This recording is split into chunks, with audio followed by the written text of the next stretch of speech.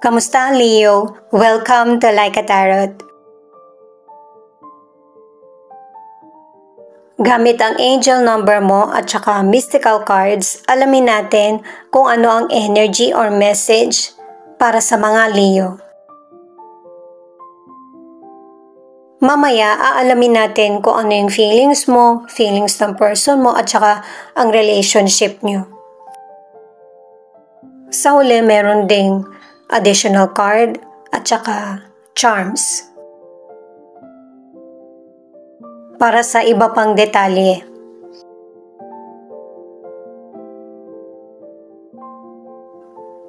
One, one, one, one. Money will flow into your life from all directions. Posible may nanghiram sa'yo ng financial na ngayon pa lang ibabalik yung nahiram na financial. Meron kang mga extra na gawain na kumikita ka. Or kung yung person mo gusto mong makakuha ng sustento sa kanya, makukuha mo na. Pwede rin na bagay o kaya lupa na pamana na para magamit mo kung nangangailangan ka, maibibenta.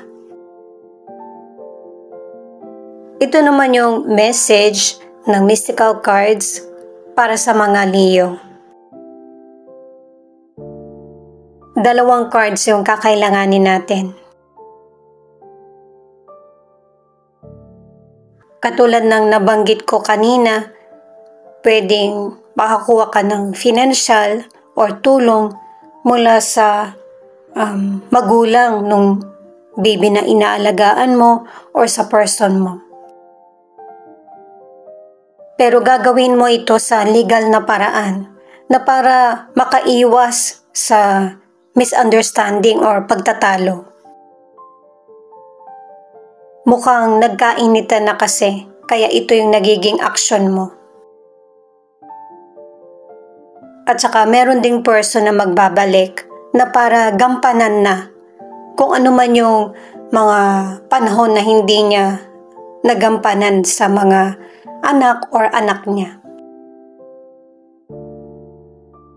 At saka meron ding negosasyon na magaganap dahil sa traumang dala ng person sa bata. At saka good news ang ibig sabihin ng mga cards na yan kasi papabor sa'yo yung kapalaran.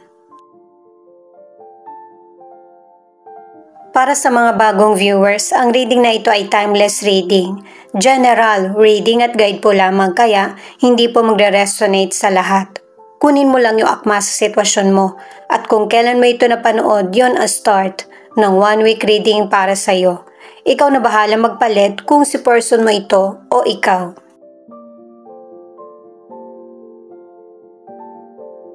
Seven of Swords, the Lovers, King of Swords. Ito yung cards mo pero posible pa rin ipakita yung feelings ng person mo kasi connected kayo sa isa't isa. Pinatutungkulan ng cards mo ay legal matters. Gusto mong ilaban yung sitwasyon mo sa patas na pamamaraan. Patungkol ito sa relasyon mo sa kapwa mo or sa person mo. Kasi may mga Leo na ganito yung gusto mong laban, yung sigurado ka sa mga naging desisyon.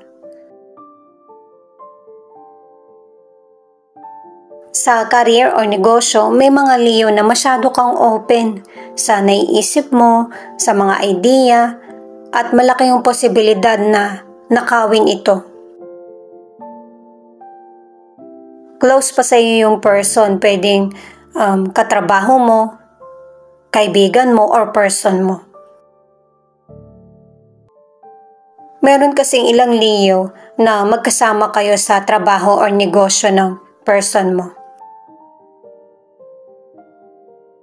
Pero mapapatunayan mo na ikaw yung mas creative at alam mo yung trabaho mo or negosyo, may person na magcha-challenge sa iyo. Marami kang matututunan sa person na ito kahit may pagkamahigpit. Para sa ilang single, may potential person na dumating sa buhay mo pero hindi mo nagustuhan yung pakikitungo niya sa iyo. Kasi ang gusto nung person ay siya yung susundin mo. At ititigil mo yung pagkilala sa kanya kasi nakikitaan mo na hindi kayo pareho ng gusto. Para sa ilan na nasa relationship, tinapos mo yung nauna mong relasyon na hindi talaga kayo compatible ng person mo. At kaya ito natapos dahil meron talagang person na nakalaan para sa iyo. Mature itong person na ito at tanggap kung ano man yung nakaraan mo. Meron ka mang naging anak or wala. Sa kanya mo nararamdaman yung soulmate. Kasi pinaparamdam niya sa'yo na pareho yung nasa isip nyo, isa yung plano nyo, nakikinig siya sa iyo. Ito naman yung cards ng person mo, the Chariot in reverse, 3 of Cups in reverse, 5 of Swords in reverse. Sa card mo at saka dito sa card ng person mo, pinapakita na meron kaaway na nagpapanggap na bilang kaibigan. Naka-4 na cards na mapagpanggap itong person na ito. At base sa cards, close sa person mo itong tinutukoy.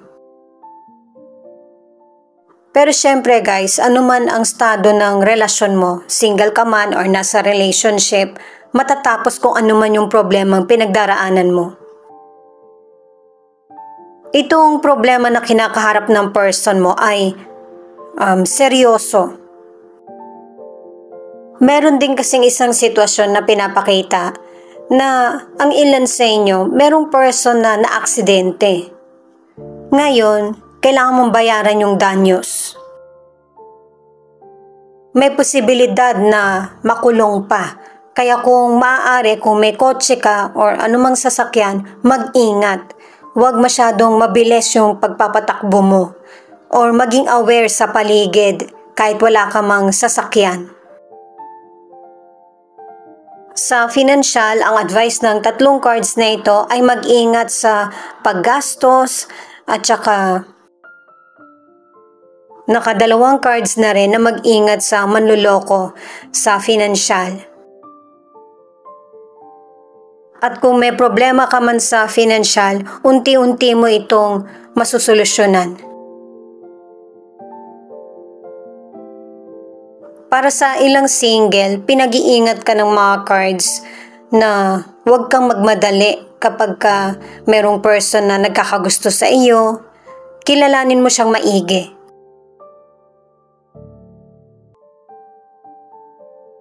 Kasi yung pagiging mabuti ng potential person ay hanggang umpisa lang. Mapapansin mo ito na hindi maganda yung intensyon niya sa iyo, kaya ikaw mismo yung lalayo sa person na ito. At yung relasyon na inaasahan mong magtatagal ay hanggang panandalian lang. At kahit na ikinalungkot mo ito, ay makakaramdam ka naman ng kalayaan at safety. Para sa ilan na nasa relationship, nababagalan ka sa progress ng relasyon nyo ng person mo, kaya naging malamig ka sa kanya at ganun din siya sa iyo. Matagal kayong walang naging pansinan o kaya hindi kayo nagkita. Babalik itong person na ito at sisikapin na mahingi yung kapatawaran mo. At dahil sa natatauhan na yung person mo, aakitin ulit ito nung person na gustong sumira sa relasyon nyo. Ito naman yung feelings ng person mo, or pwede rin napakita kung ano yung feelings mo dahil sa connected kayo sa isa't isa. Itong card na ito ang nagsasabi na ganito yung feelings ng person mo at ganito rin yung feelings mo na kayo yung biktima sa sitwasyon. Importante yung klarong pag-uusap para naayos yung problems nyo. At dahil sa mga negatibong nangyari, nagkakaroon ng anxiety at saka hindi na rin kayo nag-uusap ng person mo. Na mas lalong hindi nakakabuti sa inyong dalawa kasi isa sa inyo posibleng ma-obsess sa sobra sa pagkain, sa pag-inom o kaya sa mga maling gawain. Marami ng pagbabagong nangyari sa buhay ng person mo na kahit ikaw hindi mo rin alam kung paano siya matutulungan. Naka-4 na cards na para sa fear. Kasi ito yung mas namamayani sa damdamin ng person mo or sa damdamin mo. Yung hirap na magtiwala. At soon, kahit itong cards na ito ang nagsasabi na magkakaroon ng pag-uusap sa inyo ng person mo kung hindi man kayo nakikibuan or matagal na kayong hindi nagkikita. Pero, yung pag-uugali ng person mo na mapanakit, verbal man or physical, hindi ito na bago. Kumbaga, nasa sa kanya na. At saka kahit sa isip mo, nakatatak pa din ito. Kumbaga, hindi mo makalimutan yung mga maling trato niya sa iyo. At syempre, nasa person mo yung desisyon kung gusto niya magbago or hindi. At ikaw din ay ganun. Nasa sa iyo kung tatanggapin mo ba yung ganitong person or mag-move on ka na lang. Kung gusto mo ng changes, i-let go mo yung nagpapapigil sa magandang kapalaran mo para maka-move on ka. Ang ilan sa inyo sa relationship, mag-uusap kayo ng person mo kung paano nyo tatapusin ng payapa ang relasyon nyo. Nabanggit sa mga naunang cards na patas mong gustong matapos kung ano man yung nangyayari sa sitwasyon nyo ng person mo, magkahiwalay man kayo or magkasama. Lalo na't hindi mo siya makausap ng maayos dahil sa merong person na nakikialam or nagmamatigas siya.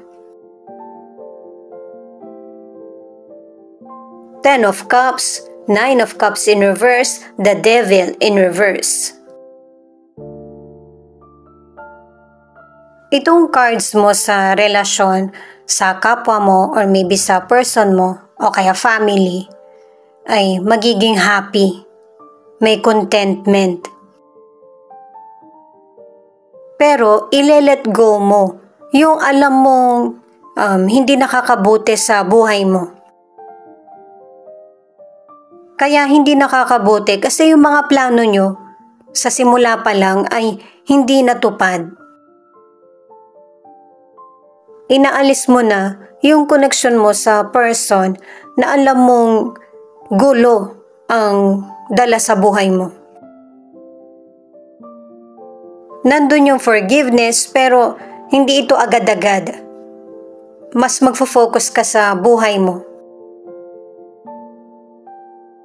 Ang ilan sa kalusugan, ibinabalik mo na yung dati mong healthy na pangangatawan.